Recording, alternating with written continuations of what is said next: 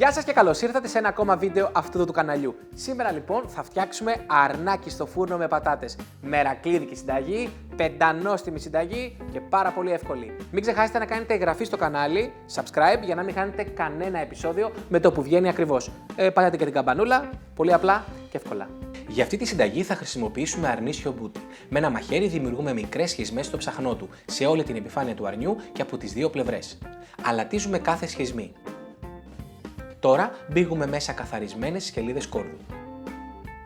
Θα αρωματίσουμε το κρέας προσθέτοντας κλονάρια από φρέσκο δεδρολίβανο. Εναλλακτικά μπορείτε να χρησιμοποιήσετε φρέσκο θυμάρι. Ρίχνουμε φρεσκοτριμμένο πιπέρι.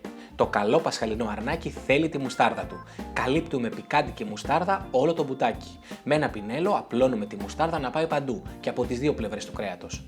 Περιχύνουμε το μπούτι με παρθένο ελαιόλαδο, το οποίο αλήφουμε σε όλη την επιφάνεια του κρέατος. Τώρα ετοιμάζουμε τις baby πατάτες, τις οποίες έχουμε ξεπλύνει και τρίψει καλά.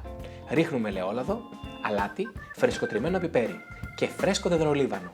Ανακατεύουμε τις πατάτες με τα χέρια να αλαδωθούν καλά. Αραδιάζουμε τις πατάτες στη λαμαρίνα του φούρνου μαζί με το αρνάκι.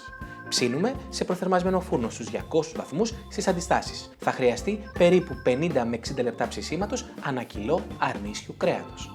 Η φαγητάρα μας είναι έτοιμη. Αρνάκι στο φούρνο με πατατούλες, δεντρολίβανα, μουστάρδα, αλατάκια, πιπεράκια, σκορδάκια.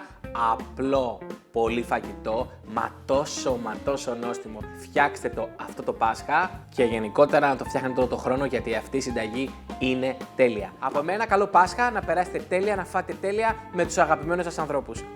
Πολλά φιλάκια. Bye.